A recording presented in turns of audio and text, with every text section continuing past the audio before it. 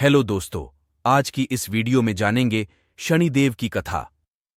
हर व्यक्ति के जीवन में शनिदेव की अहम भूमिका होती है। अगर कुंडली में शनि सबसे अच्छी स्थिति में हो तो यह व्यक्ति को बहुत ही कम समय में बड़ी सफलता देता है।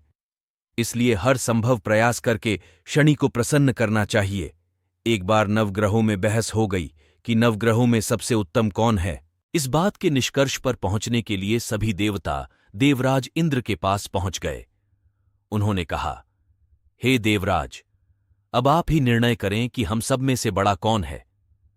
देवताओं द्वारा पूछे गए सवाल से देवराज इंद्र उलझन में पड़ गए।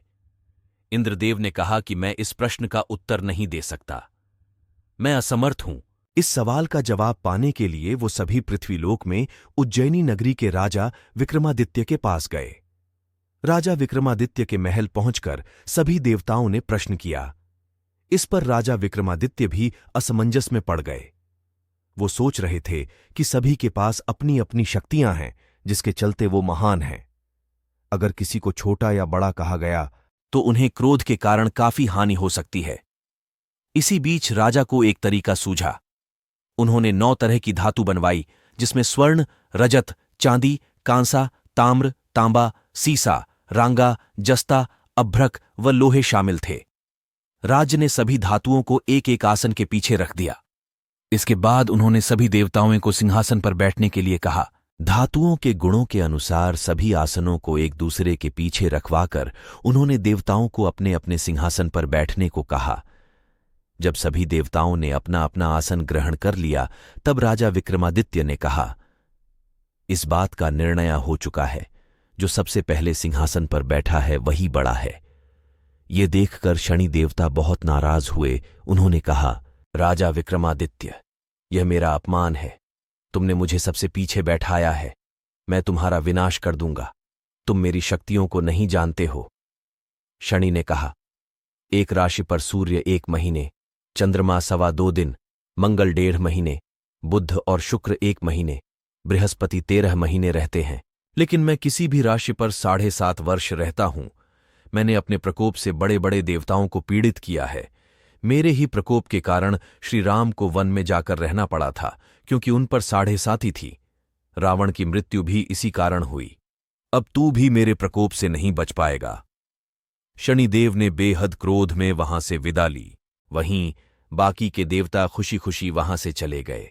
इसके बाद सब कुछ सामान्य ही चलता रहा। राजा विक्रमादित्य पहले की तरह ही न्याय करते रहे। दिन ऐसे ही बीतते रहे, लेकिन शनिदेव अपना अपमान नहीं भूले। एक दिन राजा की परीक्षा लेने शनिदेव घोड़े के व्यापारी के रूप में राज्य पहुंचे। जब राजा विक्रमादित्य को इस बात का पता चला तो उन्होंने अपने अश्वपाल को कुछ घोड़े खरीदने के लिए भेजा। अश्वपाल लौट आया और राजा को बताया कि घोड़े बेहद ही कीमती हैं।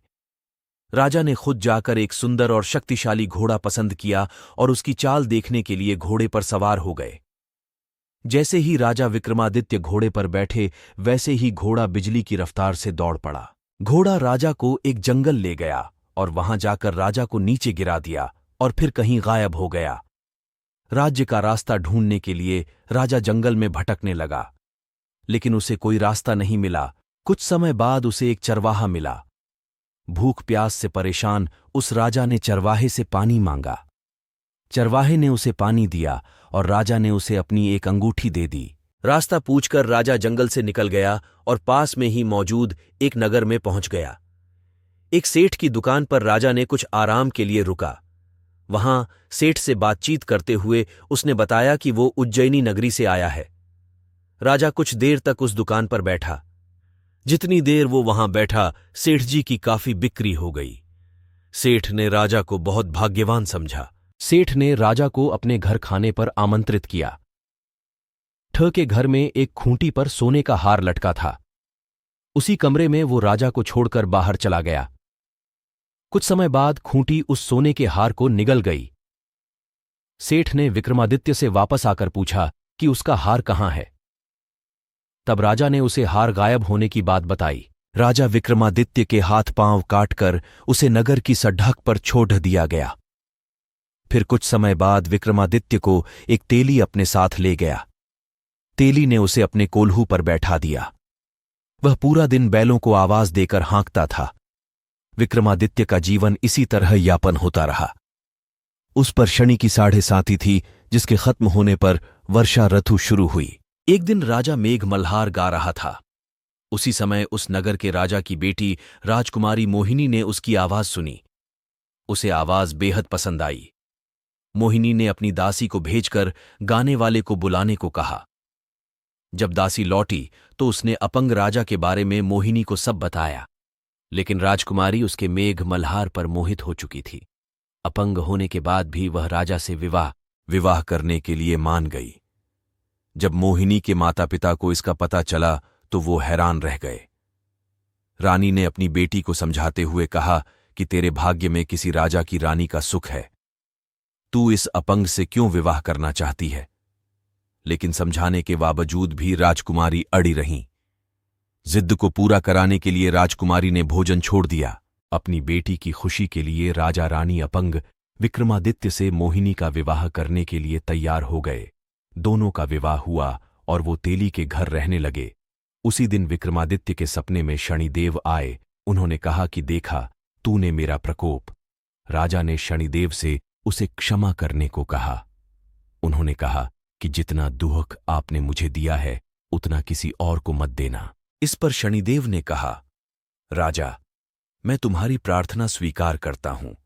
जो कोई व्यक्ति मुझे पूजेगा, व्रत करेगा और मेरी कथा सुनेगा, उस पर मेरी कृपा दृष्टि बनी रहेगी।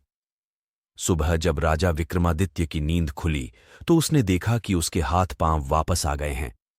उन्होंने मन ही मन में शनिदेव को नमन किया। राजकुमारी भी विक्रमादित्य के हाथ पैर देखकर हैरान रह गई। तब राजा ने शनिदेव के प्रकोप की कथा सुनाई। जब सेठ को यह बात पता चली तो वो तेली के घर पहुंचा।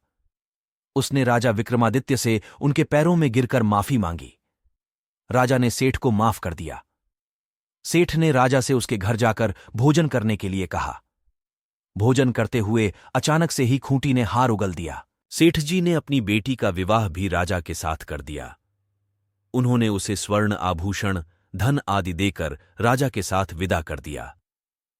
राजा विक्रमादित्य अपनी दोनों पत्नियों यानी राजकुमारी मोहिनी और सेठ की बेटी के साथ अपने राज्य उज्जैनी पहुंचे। सभी ने उनका स्वागत किया। इसके बाद राजा विक्रमादित्य ने पूरे राज्य में घोषणा करते हुए कहा कि आज से शनिदेव सब देवों में सर्वश्रेष्ठ माने जाएंगे। साथ ही शनिदेव का व्रत करें और व्रत कथा जरूर सुनें। यह देखकर शनिदेव बहुत खुश हुए। व्रत करने और व्रत कथा सुनने से शनिदेव की कृपा रहने लगी और लोग आनंदपूर्वक रहने लगा। बोलो शनिदेव महाराज की जय।